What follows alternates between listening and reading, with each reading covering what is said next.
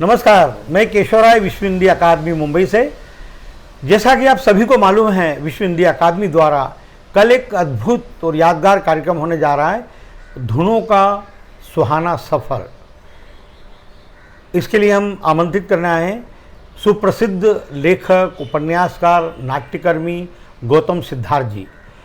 गौतम सिद्धार्थ जी ने दक्षिण भारतीय भाषाओं की 75 फिल्मों का हिंदी में रूपांतरण किया है और भी कई बातें हैं, उन्हीं से जानते हैं। नमस्कार सर। नमस्ते केशव जी। कल के लिए आपने स्वीकृति दी, धन्यवाद। और कल आपकी पुस्तक पर भी हम चर्चा करेंगे, अगर मगर किंतु लेकिन परंतु। हाँ। तो सर, पहली बात ये कि जो दक्षिण भारतीय फिल्मों का आपने हिंदी में रूपांतरण किया है, ये आपके लिए चुनौती रहती है क्या? जैसे कि एक उपन्यास को दूसरी भाषा में अनुदित करना, अनुवाद करना बड़ी चुनौती होती है, नया कोई व्यक्ति इसमें कर नहीं पाता है। और हमारे भारत में अनुवादक इतने होते नहीं हैं, जैसे कि विदेशों में, अमेरिका में अनुवादकों के लिए बजट होता है सरकार की तरफ से, और कई उसमें अनुवादक बनना चाहते हैं। भारत में या तो पत्रकार बनते हैं, लेखक बनते हैं, कई बनते हैं। तो इस तरह से जो दक्षिण भारत की 75 फिल्मों में आपने हिंदी में रूपांतरण किया है, थोड़ा सा इसके बारे में बताएं। देखिए, दो चीज़ें होती हैं, एक होता है रूपांतरण और एक होता है अनुवाद जी। जो रूपांतरण होता है वो बेसिकली पूरे जो सब्जेक्ट मैटर है उसको, उसकी वस्तु स्थिति, मतलब जिसको कि हम ये बोलें कि जो उसका कंटेंट होता है वो चेंज हो रहा होता है, थीम नहीं चेंज हो रही होती है। रूपांतरण में कंटेंट चेंज हो रहा होता है और अनुवाद में सब चीज़ सीधे सीधे as it is language change हो रही होती है। तो आपने बिल्कुल सही कहा, मैंने रूपांतरण किए हैं। क्योंकि जब दक्षिण भारतीय भाषाओं पर की बात करें तो तेलुगु, तमिल, मलयालम, कन्नड़, तेलुगु की अलग एक ग्रामर होती है, तमिल की अलग ग्रामर होती है। तमिल की पूरा सेंटेंस 3 या 2-4 वर्ड में बोला जा सकता है, जब उसको अनुवाद करने चलते हैं तो वो 6 से 7 वर्ड पकड़ लेता है, तो वो शब्द जो है वो मुंह पे नहीं आ रहा होता है। तो कंटेंट को थोड़ा बदलते हुए और फिर इसके पर्यायवाची ढूंढने पड़ते हैं कि इस शब्द के कुछ छोटे छोटे इन 3 वर्ड में कैसे डिफाइन किया जाए। तो कुछ भाषाएं डिफ़िकल्ट हैं जिसको कि हम रूपांतरित करते हैं, जिसमें कि एक तमिल है और दूसरी मलयालम है। लेकिन तेलुगु बहुत आसान है। तेलुगु का ग्रामर वही है जो हिंदी का ग्रामर है, उचुंदी आंधी, वो तो उसमें है लगता है, जबकि तमिल में है नहीं है, जो हम लास्ट में लगा देते हैं है वो नहीं। तो बिल्कुल आप सही कह रहे हैं। मैं एक्चुअली बचपन में मेरा बचपन विजयवाड़ा में गुजरा है, आंध्रा में। तब वो आंध्रा था, अभी भी आंध्रा ही है। और विजयवाड़ा, गुंटूर और जो अगल बगल के इलाके हैं, वयूरू, मछलीपट्टनम, तो मुझे तेलुगु थोड़ी थोड़ी सी आती है, थोड़ी आती है। मुझे तेलुगु की मीनिंग समझ में आती है कि कभी ये लेदू बोलते हैं, कभी ये नको बोलते हैं, तो नको और लेदू में क्या डिफरेंस करते हैं। सो मैंने जब ये रूपांतरण शुरू किया था तो मुझे ये आसानी थी कि मैं उनके सेंटेंसेस की मीनिंग समझ पाता था। जबकि हमें अंग्रेज़ी में ट्रांसलेशन मिलता है, लेकिन वो अंग्रेज़ी में ट्रांसलेशन तो ट्रांसलेशन होता है, पता नहीं वो क्या लिखते हैं, क्या बोलते हैं। सो मुझे मैं अनुवादक कम हूँ, बट रूपांतरण मैं उसको रूपांतरित ज़्यादा करता हूँ। तो इसमें कई नए शब्द भी गढ़ते होंगे आप, जिसे पर्यायवाची नहीं मिल रहा है। हाँ। तो आप अपने नए शब्द भी गढ़ते होंगे। हाँ, नए शब्द बनते हैं, लेकिन वो नए शब्द फिर ये सोच के बनाने पड़ते हैं कि हम वो समझ में आए। जैसे इलाहाबाद की एक लैंग्वेज है जिसमें हम बोलते हैं आचा पाचा, या आचा पाचा न फैलाओ, हैं, ये क्या गुलगपाड़ है। अब ये सेंटेंसेस, ये वर्ड्स आपको हिंदी में नहीं मिलते, लेकिन आप गढ़ते हैं, वो वहाँ की हैं। तो इसमें भी ऐसे ही कुछ टाई टूई ठुस टाइप के कुछ लाइन लानी पड़ती है, क्योंकि कभी कभी, नॉट एवरी, हर समय नहीं, कभी कभी रेयरली आती है जब वो कॉमेडियन आता है तब, क्योंकि वो इतना फास्ट बोल रहा होता है कि आपको, जैसे वहाँ के कॉमेडियन हैं, बड़े फेमस हैं, मैं नाम उनका भूल गया हूँ, गोरे काले से हैं, छोटे से हैं, वो हर फिल्म में रहते हैं, वो उन्होंने ढेर सारी फिल्में की। उनकी लैंग्वेज जो है वो हमारी बिल्कुल, ये देखा जाए तो वो बिल्कुल भोपाली, वो जिस तरीके से बात करते हैं, अगर उसमें भोपाल की लैंग्वेज फिट कर दी जाए, या उसमें इलाहाबाद की लैंग्वेज फिट कर दी जाए, या लखनऊ अंदाज डाल दिया जाए, लेकिन वो बिहारी अंदाज में नहीं जाते हैं। तो वो देखना पड़ता है कि हाँ किस अंदाज में इस समय ये खेल रहा है आदमी। अच्छा, आपने बड़े बड़े बजट की अभी KGF 2 किया आपने रूपांतरण, फिर स्पाइडरमैन भी किया, तो हॉलीवुड की फिल्मों का जो रूपांतरण करते हैं हिंदी में मेरी एंट्री एक्चुअली इस फील्ड में स्पाइडरमैन 3 से हुई। जी। स्पाइडरमैन 3 की भी एक खास बात ये थी कि भोजपुरी में स्पाइडरमैन 3 रिलीज हो रही थी। ओह। ये सोनी पिक्चर्स ने पहली बार ट्राई मारा था कि तेलुगु, तमिल, मलयालम, हिंदी के अलावा एक भोजपुरी में भी है। इंग्लिश तो होती ही थी, तो वो एक दिन में भोजपुरी में भी करेंगे। तो उसकी डबिंग रवि किशन ने की थी। जी। तो जब मेरे हाथ में वो फिल्म आई और मैंने जो उसको लिखना शुरू किया, तो मुझे लगा यार ये इसको हिंदी भोजपुरी में कैसे डाला जाए। बट मुझे एक नुक्ता समझ में आया, स्पाइडरमैन 3 में एक नुक्ता समझ में आया कि ये जब मुंह ढक ले ना, तो आप कुछ भी बोल सकते हैं जो कि भोजपुरिया स्टाइल हो। जैसे अब स्पाइडरमैन 3 में वो सैंडमैन था, तो अब इसने मुक्का मारा, उसका हाथ घुस गया, उस पर कोई डायलॉग नहीं है, लेकिन हमने उस जगह एक डायलॉग इम्प्रोवाइज किया कि हाला ये तो धंस गई।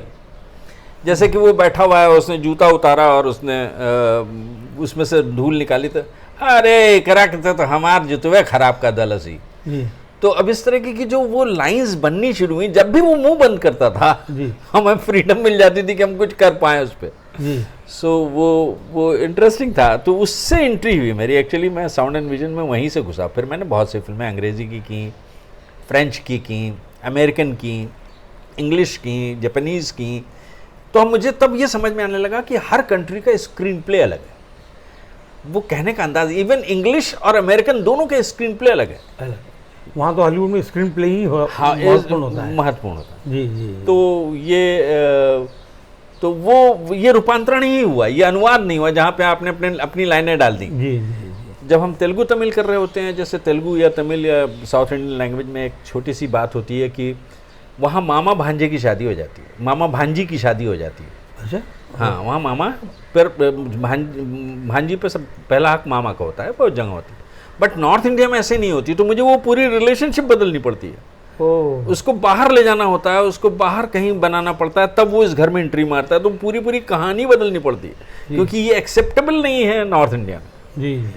तो कंटेंट बदले जाते हैं, तो कंटेंट बदल जाते हैं। ये एक इंटरेस्टिंग चीज़ है कि हम इसको पूरी तरीके से नॉर्थ इंडियन बनाते हैं। कहीं ना कहीं एक आध फिल्म का उदाहरण बताइए जहाँ आपको लगा यार कि ये बहुत कठिन है और बड़ा चुनौती, एक चैलेंज टाइप में, ऐसी कोई फिल्म का रूपांतरण जिसमें लगा। एक फिल्म थी असुरन। ये असुरन फिल्म है जिसमें कि वो है धानुष।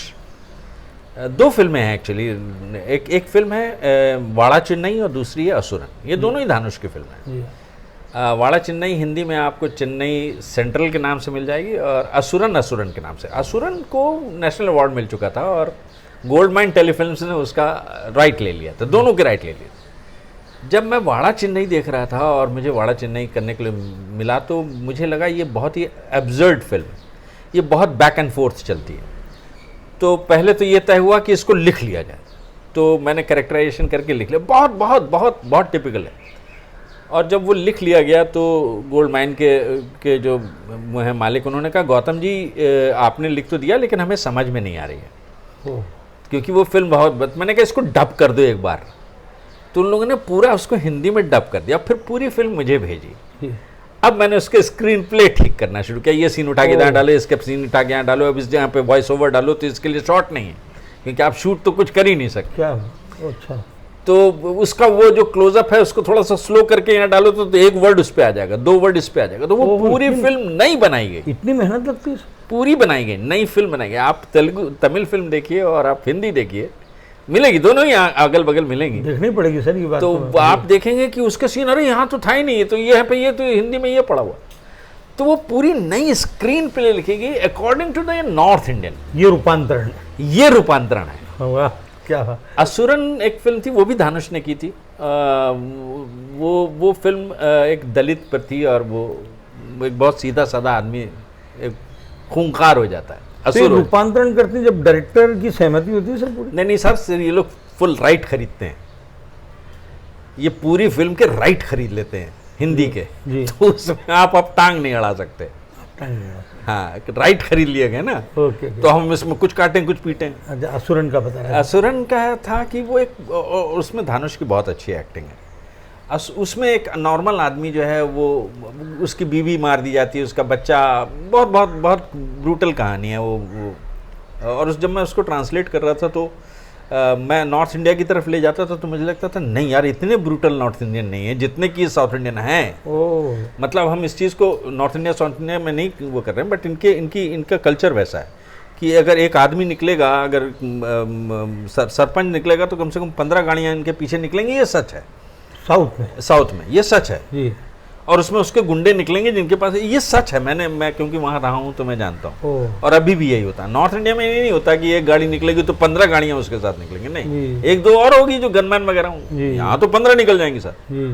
अब वो उन लोगों के खिलाफ एक वॉर छेड़ता है। ये गुरिल्ला फाइट नहीं है, लेकिन अब आप जब इसको पूरी फिल्म को देख रहे हैं तो ये भी न लगने पाए कि नहीं ये किसी और विचार, अच्छा नेशनल अवार्ड विनिंग फिल्म है और उसको नॉर्थ इंडियन भी करना है, तो सारी लाइनों को नए तरीके से इंटरप्रेट करना पड़ा कि नहीं इसका इंटरप्रिटेशन बदलते हैं इसका, लेकिन आप कंटेंट नहीं बदल सकते। इंटरप्रिटेशन, अब ये बहुत कंफ्यूजिंग है कि कंटेंट नहीं बदल सकते बट इंटरप्रिटेशन बदल रहे हैं, तो कंटेंट बदलेगा जी, बट वो भी नहीं बदलना। तो ये it's a challenging job, it's definitely it's a good job. अच्छा, आप ये नाट्यकर्मी रहे, भारतेंदु नाटक अकादमी से है, तो नाटकों की कुछ आपकी नाटक जिसमें अभिनय, लेखन या जो भी किया? मैं जब 26 साल का हुआ तब मुझे समझ में आया नाटक क्या होता है। मैं उसके पहले नाटक नहीं जानता था। और मैं लॉ कर रहा था और मैंने भारतीय नाट्य अकेडमी में पहला बैच था उनका, साल भर का कोर्स था, तो मैंने वो ज्वाइन कर लिया था। और मुझे ही लग रहा था कि देखते हैं क्या, लॉ कर रहा था, मुझे मालूम मुझे प्रैक्टिस करनी है, तो चलो शाम का समय खाली है। लेकिन धीरे धीरे वहाँ मुझे 3 टीचर्स मिले। उन टीचर्स में एक थे राज बिसारिया, दूसरे थे हेमंत भाटिया, तीसरे थे अनुपम खेर। ये 3 टीचर्स वहाँ अलग अलग सब्जेक्ट्स पढ़ाते थे। राज बिसारिया डायरेक्शन पढ़ाते थे, mister Hemant Bhatia stage craft पढ़ाते थे, और खेर साहब जो हैं वो एक्टिंग पढ़ाते थे। मेरे लिए उस जगह से संसार खुल गया। वेस्ट के प्लेज, इंडियन प्लेज, फार ईस्ट के प्लेज, इवन जापानीज़, चाइनीज़, अलग अलग तरीके। तो उन्होंने जो है वो नाटकों के संसार से मुझे 26 साल की उम्र में जोड़ा। बचपने में नहीं जुड़ा हूँ मैं ये नहीं कि मैं नया नया आया और नाटक मेरे लिए पैशन था, नहीं, बिल्कुल पैशन नहीं था। लेकिन क्योंकि पैशन नहीं था इसलिए मुझे सीखने के लिए अपना दिमाग लड़ाना पड़ता था, पैशन नहीं है। तो वो सीखना जो हुआ इन तीनों लोगों के साथ, जो 2 साल गुजरे, उन दोनों सालों में फिर जो टीचर्स आते थे वो भी बड़े टिपिकल। राज बिसारिया उसके डायरेक्टर थे, मिस्टर राज बिसारिया। वो बड़े अतरंगी टीचर्स लाते थे। गलत मैं वर्ड गलत, 62 साल का हो गया हूँ। एक आदमी वो आया, वो इंग्लैंड से आया, और वो आपको जो है वो शेक्सपियरियन थिएटर पढ़ा रहा है, और उसमें एक ही सब्जेक्ट पढ़ा रहा है कि what is pause and what is silence. दोनों का मतलब एक ही है जी, लेकिन वाई पॉज वाई साइलेंस, भाई साहब 3 दिन लेक्चर चला है उसको। क्या बात, वाह। उसके बाद श्रीलाल शुक्ला जिनकी की राग दरबारी वगैरह थी, जब वो लोग आते थे पढ़ाने, तो वो novel, how to write a novel लिखने की कला क्या होती, कला है ये दिमाग से नहीं, दिल से नहीं निकलती, कला है ये। तो इस ऐसे लोगों से आपके जब मुठभेड़ होने लगती है और बातचीत होने लगती है तो आप पूरा दिमाग जो है वो खुल जाता है। ये फिल्मों का जैसे रूपांतरण में आपने 75 फिल्में की है, तो आपने फिल्में लिखी हैं अभी कुछ हिंदी फिल्में? या मैंने लिखी हैं, एक लिखी अभी रिसेंटली, क्योंकि लिखी तो बहुत है यार। अच्छा, रिलीज हुई? कुछ हुई, कुछ नहीं हुई। अच्छा, ठीक है। लेकिन अभी रिसेंटली एक फिल्म है जिसका नाम है लिविंग आइडल जी, शॉर्ट फिल्म है जी, और उसने अपने उस फिल्म पर ऑल ओवर वर्ल्ड में करीब 135 लॉरल्स लगाए। वो इतनी फेमस फिल्म है लिविंग आइडल, तो मैं उसको अपने कैप में एक फेदर मानता हूँ। बाकी तो ठीक है। इसके अलावा मैंने बहुत सी चीज़ें, मैं जब यहाँ था और सेलुलाइट के समय से, फिर वो लो बैंड, फिर हाई बैंड, फिर बीटा, फिर सब कुछ करते तो उस दरमियान खेर साहब ने अपनी एक कंपनी खोली जिसका नाम था मीडिया एंटरटेनमेंट कंपनी। तो उसमें मैं जुड़ा, उसमें इम्तियाज़ भी जुड़े, उसमें रवि क्या नाम था उनका, जो ये राय, रवि राय, आनंद राय, ये सब जुड़े उसके अंदर जी। और मैं भी जुड़ा और हम लोगों ने खूब काम किया वहाँ। तो उनके यहाँ से बहुत से सीरियल्स गए, इम्तहान वगैरह रवि राय करता था, फिर इम्तियाज़ करते थे। फिर मैं चला गया सहारा वन टेलीविज़न में, तो वहाँ बहुत से लोगों के साथ काम किया। तो बहुत सी राइटिंग है जो कि अब इतनी पुरानी हो चुकी है कि उसका जिक्र का मतलब नहीं, नई पे बात की जाए। अभी आपकी पुस्तक आई है अगर मगर किंतु लेकिन परंतु, ये कैसे इसका, और इसी में जैसे एक किताब में दूसरी किताब की, मतलब आपने जैसा कहा कि अद्भुत पेशकश है, क्या विशेषता है इसकी? किताब का मतलब ये है कि इसकी एक छोटी सी हिस्ट्री है, इसकी एक छोटी सी कहानी है। मैं एक रवीन्द्रनाथ टैगोर का एक नाटक है डाकघर, जिसके बारे में कहा जाता है कि पोस्ट ऑफिस जो है उसका जब पहला मंचन हुआ तो इंग्लैंड में हुआ था, हिंदुस्तान में नहीं हुआ था, ऐसा कहा जाता है। I am not very sure, but फिर वो हिंदुस्तान में हुआ। तो डाकघर उनकी एक ऐसी कहानी है, पोस्ट ऑफिस, जो कि बंगालियों में बहुत हिट है, वैसे सभी में हिट है। उस पर राशिनी ने भी फिल्म बनाई, कुकनूर ने भी फिल्म बनाई, सब बनाई। तो मेरे हिस्से कुछ ये जिनके लिए मैं डबिंग लिखता था, उन लोगों ने एक दिन मुझसे कहा, वो हैं लीला घोष, अब तो उनकी डेथ हो गई, साउंड एंड विजन। तो साउंड एंड विजन वालों ने कहा, गौतम हम लोग कब तक ये डबिंग करते रहेंगे, कभी फिल्म बनाएंगे? तो हमने कहा कि अच्छा चलिए एक फिल्म शुरू करते हैं। तो उन्हीं लोगों ने ये सब्जेक्ट दे दिया। अब ये सब्जेक्ट पर बनाने का मतलब ये कि आप राष्ट्रीय हो जाएं, या आप जो हैं वो कुकनूर की तरह एक फिल्म वैसी जैसी लिखी गई वैसी करें। मुझे लगा इसको बदल देना चाहिए। वो उस समय बच्चे के सपने, पहाड़ सामने खुलता पोस्ट ऑफिस, राजा का दरबार, इतना ही बड़ा सपना था। आज का बच्चे के सपने बदल गए। तो मैंने बच्चे के सपने बदल करके, सीक्वेंस वही है कि वो खिड़की के अंदर है और पूरी दुनिया खिड़की को बाहर है, मैंने उसकी सारी सीक्वेंसिंग बदल दी। जब वो सीक्वेंसिंग बदल दी, उसके थॉट बदल दिए, उसके सब बिल्कुल मॉडर्न कर दिया। आज तो मोबाइल है, आज तो एरिया 51 में उतरता है, यूएफओ उतरता है भाई, लैंडिंग स्टेशन है एरिया 51। तो मैंने वो पूरा लिख दिया और कहा ऐसी बनेगी। तो उन लोगों ने प्रश्न पूछने शुरू कर दिया कि ऐसे कैसे, ये ऐसे कैसे, ये ऐसे कैसे, ये ऐसे कैसे। तो मुझे लगा कि, और इनका जवाब देना है, क्योंकि ये रवीन्द्रनाथ टैगोर की कहानी है, ये किसी ऐसी वैसी की नहीं है जिसको कि आपको जवाब नहीं देना, और सारे बंगाली है, और टैगोर जी हमारे लिए भी और सबके लिए बड़े सम्माननीय हैं। तो मैंने उनका आंसर देना शुरू किया। जब मैंने उनका आंसर देना शुरू किया कि तब ऐसा था, अब ऐसा है, तब ऐसा था, तो मुझे लगा ये बच्चा अगर अपनी खिड़की पे बैठा हुआ है तो लिखता क्यों नहीं, यही लिखे जो ये लोग पूछते हैं। तो मैंने कहानी ऐसी शुरू की कि जिसमें वो खिड़की पे पैक हो गया और अब वो लिख रहा है, और सामने कुल्फी वाला है जो कि उसमें एक मिष्टी दही वाला था, वो उसको आके बताता राइटिंग कैसे की जाती। क्या बात। तो वो रोजमर्रा की डायरी लिखता है। क्या बात। और फिल्म के हिसाब से वो डायरी लिखता है, और उसी की डायरी फिल्म में शुरुआत में छप गई है, उसकी डेथ हो जाती है और छप गई है, और उस पे पत्रकारों का अपना एक वो है, और वो लोग वही क्वेश्चन उठाते हैं जो मुझसे पूछे गए थे। जी। क्या? तो वो अब ये बताने के लिए वो कहता है कि इसको बताने के लिए कैरेक्टर्स ही बताएंगे जो उसके साथ थे। तो एक एक कैरेक्टर, एक एक बच्चा उठ के आता है और पूरी फिल्म पन्ने दर पन्ने खुलती है। जब ये फिल्म लिख गई, ये शूट होने लगी, तो मुझे लगा इसने तो लिखा है ना, तो कुछ तो लिखा होगा। ये तो हमने फिल्म की सहूलियत के हिसाब से उसको जगह जगह पुट इन कर दिया। तो मैंने उसकी पूरी डायरी लिख मारी। अच्छा। मैंने कहा जो छपेगी वो क्या छपेगी, कितनी मोटी किताब होगी, वो छपेगी तो कुछ तो होगी। तो मैंने उसकी पूरी डायरी जो वहाँ पर थी, जो हो रहा था, वो सब लिख दिया जी। और वही किताब छप गई। अब उसमें छप गई। अब वो किताब छपी। जब ये किताब छपने की बारी आई तो मुझे लगा ये बच्चे की डायरी है। तो उसमें राजभर ने क्योंकि जब आप डायरी लिख रहे होते हैं तो रेफरेंसेस कॉन्टेक्स्ट नहीं होते हैं, क्योंकि वो तो आपके दिमाग में होते हैं। डायरी तो रोज की डायरी चल रही होती है कि आज ऐसा हुआ, आपको नहीं मालूम कि नानी के काका से क्या रिलेशनशिप थी, लेकिन उसने लिखा कि नानी ने काका को गाली दी, या वो मुझे पसंद नहीं करता। अब वो क्यों नहीं पसंद करता वो तो नहीं मालूम आप। तो डायरी तो ऐसी ही है, उसमें तो रेफरेंस एंड कॉन्टेक्स्ट गायब है। तो एक और किताब लिखी गई जिसमें इसके बारे में पूरा रेफरेंस एंड कॉन्टेक्स्ट है और नई इवेंट्स हैं जो उसने नहीं कहे। तो एक किताब वो हुई जो ये लिखी गई, और एक किताब वो हुई जो उसने लिखी। तो अब इन दोनों का रेफरेंस, क्योंकि दोनों ने एक दूसरे से पूछ के नहीं लिखी है, तो अलग अलग है, राइटिंग स्टाइल अलग है, डायरी अलग है।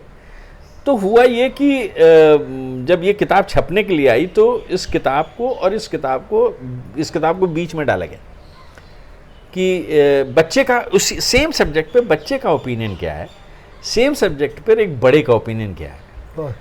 वो बच्चा जो कि अपने परिवार से जुड़ा हुआ है और एक वो जो बाहर से उस परिवार को देख रहा है। क्या बात, वाह, बहुत अच्छा। तो अंतिम प्रश्न सर कि आज सिनेमा बदल रहा है, तो सिनेमा बदलने में जो नई पीढ़ी, नए विचार, नई सोच, तो ये जो नयापन है ये क्या नया कुछ कर रहा है? जैसे आज हम भारत के अगर सभी घरों में जाएं तो 90% घरों में साउथ की फिल्में देखी जाती और पसंद भी की जाती हैं, और उसमें ऐसा कहते हैं दर्शक की कहानी होती, पकड़ होती, कुछ ना कुछ होता है ऐसा। तो क्या हमारे ये जिसको कहते हैं अपन बॉलीवुड, अब पेन इंडिया सिनेमा कहा जाएगा, तो क्या ये जो नई पीढ़ी आ रही है अपने विचार ला रही है, तो इससे सिनेमा और बढ़ेगा, तरक्की होगी इसकी? सर मेरा इस पे बड़ा ओपिनियन है कि हम स्क्रीन प्ले भूलते जा रहे हैं। हमारे जो बॉलीवुड है वो स्क्रीन प्ले नहीं अख्तियार करता, बहुत अच्छी बात है, जबकि साउथ इंडियन स्क्रीन प्ले पे काम कर रहा है। बहुत अच्छी बात। मैंने अभी ये फिल्म देखी केरला फाइल या जो भी, इसमें मुझे स्क्रीन प्ले बहुत कमाल का लगा। हाँ, आगे बताइए। स्क्रीन प्ले जी। तो अब स्क्रीन प्ले अगर आपको नहीं मालूम है, आप सिर्फ अपने मन की बात करना चाहते हैं, बहुत अच्छी तो बात ये है। हमारे समय में बहुत अच्छी बात है। जब हम पढ़ रहे थे और जवान हो रहे थे तो साहित्यकार साहित्य लिख रहे थे और लुगदी साहित्यकार लुगदी साहित्य लिख रहे थे, जी। जिसमें वेद प्रकाश कंबोज, गुलशन नंदा ये लोग लिख रहे थे। इनकी राइटिंग और इनकी राइटिंग में डिफरेंस था, ये वो जो मन में आ रहा था वो लिख रहे थे, लेकिन जो और स्क्रीन प्ले लिखे जा रहे थे वो स्क्रीन प्ले लिखे जा रहे थे। फिर भी एक दूसरी बात अगर कहें, इनको लुगदी साहित्यकार मानते हैं गुलशन नंदा को, गुलशन नंदा की उपन्यासों में 13 फिल्में बनी हैं सर, जो कि साहित्यकार उनको साहित्यकार मानते ही नहीं रहे। अरे आप ये कह रहे हैं वेद प्रकाश कंबोज पर 3 फिल्में बनी है, हाँ, नाम बदल के बनी है लेकिन बनी है। हाँ। शानू एक रानू करके राइटर थे, वो बहुत ही उनकी नॉवेल पढ़ ली तो आपको लगता है ऋषिकेश मुखर्जी की कोई फिल्म चल रही है। तो ये बिल्कुल सही है कि स्क्रीन प्ले की समझ ब्रॉडली बॉलीवुड में ख़त्म हो चुकी है, क्योंकि गवर्न्ड बाय एक्टर्स है और एक्टर्स को स्क्रीन प्ले से कोई मतलब नहीं, उसको अपने रोल से मतलब। तो ये पढ़े लिखे जो लड़के आ रहे हैं, हॉलीवुड का सिनेमा भी देखते हैं, तो वहाँ तो स्क्रीन प्ले होता है, तो ये उसको फॉलो नहीं करते, करने नहीं दिया जाता डायरेक्टली, क्योंकि अब मैं 68 का हो गया, मुझे कुछ लेना नहीं है इस फिल्म से, इस फिल्म इंडस्ट्री से, उनको करने नहीं दिया जाता। क्योंकि मैं बहुत से लोगों को जानता हूँ, एक मिस्टर मुदगी हैं, मैंने उनसे स्क्रीन प्ले वेस्ट का सीखा है, यंग लड़का है, अभी उसकी शादी नहीं हुई है, उससे मैंने हॉलीवुड का स्क्रीन प्ले सीखा है, कि जानने के बाद भी मैंने सीखा है कि यार क्या प्रोसेस क्या होता है स्क्रीन प्ले का। एक तो स्क्रीन प्ले का स्टाइल होता है, एक प्रोसेस होता है कि हाउ टू एक सीन के अंदर आप जो हैं वो 2 इमोशन कैसे लाते हैं, या एक डायलॉग में 3 इमोशन कैसे खेलते हैं। ये यहाँ के लोग नहीं कर रहे हैं, बिकॉज नहीं जानते नहीं। तो मुदगी करके एक हैं वो, और मैं उनको बहुत इज्जत करता हूँ, यंग सा लड़का है, लेकिन बट मैंने उससे बहुत कुछ सीखा है। एक छोटी सी चीज़ होती है कि हम जब स्क्रीन प्ले लिख रहे होते हैं तो हम स्क्रीन प्ले में एक दबाव में होते हैं बॉलीवुड में, कि नहीं यार ये तो डाल दे यार, नहीं यार ये तो डाल दे यार, नहीं यार इसका रोल छोटा हो रहा है, अबे इसमें कॉमेडी नहीं आए। तो उस दबाव में वो कुछ भी लिख रहे होते हैं। इससे ही इसीलिए जो जितने वेब सीरीज़ आ रही हैं उनकी स्क्रीन प्ले ज़्यादा बेटर है फिल्म के बजाय, क्योंकि वो governed bye screen play the होती हैं। तो ये अंतर है। ये जो आज के नए बच्चे ऐसा मेकर और लेखक ये भी कह रहे हैं कि आजकल के बच्चों को विजुअल लैंग्वेज वाला सिनेमा पसंद है, विजुअल लैंग्वेज, वही जो VFX और ये वो सब। इस पे मैं एक छोटी सी घटना है, मैं बहुत शुरुआत में जब मैं यंग था और मैं एक्टर्स के इंटरव्यू, डायरेक्टर्स के इंटरव्यू कर रहा था, जैसे आज आप कर रहे हैं, तो एक दिन मैं राकेश रोशन से मिला किसी के तहत, किसी इंटरव्यू के तहत, और मैंने उनसे कहा कि सर आप किस तरीके के सिनेमा बनाते हैं। बहुत सालों पहले की बात है, 20-22 साल पहले की बात है, मैं कर रहा था। तो उन्होंने कहा कितने तरीके का सिनेमा होता है? हाँ, तो मैंने कहा 2 तरीके का होता है एक तो विजुअल से कहा जाता है और एक स्टोरी से कहा जाता है। तो मैंने कहा अच्छा स्टोरी से कैसे कहा जाता है, वो मुझसे पूछ रहा था। मैंने कहा जिसमें बिगनिंग मिडिल एंड होता है, हाँ, और आप उसको बिगनिंग को ऊपर ले जाते हैं। वो हमारा ही इंटरव्यू ले रहे थे। तो फिर उन्होंने कहा अच्छा तो विजुअल का सिनेमा क्या होता है? तो अब मैंने उनसे कहा विजुअल के सिनेमा, जैसे कि वो कौन आनंद थे जिन्होंने खुदा गवाह बनाई थी, हाँ वो नहीं मुकुल आनंद, मुकुल आनंद, वो विजुअल के सिनेमा बनाते हैं, वो विजुअल में बहुत कुछ कहते हैं। हाँ, तो उन्होंने उस पर कुछ बहस नहीं की, लेकिन उन्होंने कहा कि नहीं भाई, मैं तो राजा रानी की कहानी बनाता हूँ, एक था राजा एक थी रानी। और मैंने वाकई आज तक गौर कर लिया, वो राजा रानी की ही कहानी बनाते हैं।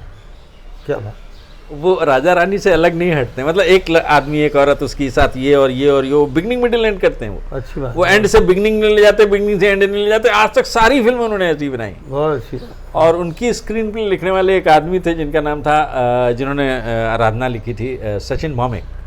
उनकी सारी फिल्में सचिन भौमिक साहब ने लिखी। मैं उनके साथ 3 साल रहा। क्या बात, बहुत अच्छी फिल्में। तो वो उनसे मैं ये जानने की कोशिश करता रहता था कि आप लिखते कैसे। तो उनको स्क्रीन प्ले की बड़ी अच्छी समझ थी। कृष्ण भी उन्होंने ही लिख दी थी। तो उन्होंने मुझे बहुत कुछ ज्ञान दिया। मैं एक और आदमी के साथ था जिनका नाम था अबरार अलवी।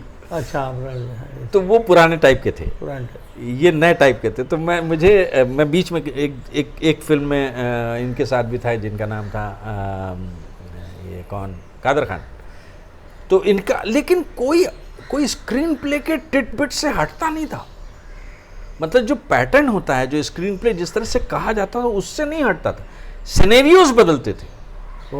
वो एक स्क्रीन प्ले की एक खास बात होती है कि जब आप प्रोटैगनिस्ट को लेके चलते हैं, सॉरी वो लंबा ना हो जाए, जब आप प्रोटैगनिस्ट को लेके चलते हैं तो ऑलवेज ये कोशिश करते हैं कि उसको चारों तरफ से बंद कर दें और इसकी छटपटाहट होनी चाहिए उसमें निकलने की। बहुत अच्छी बात। तो ये है। धन्यवाद।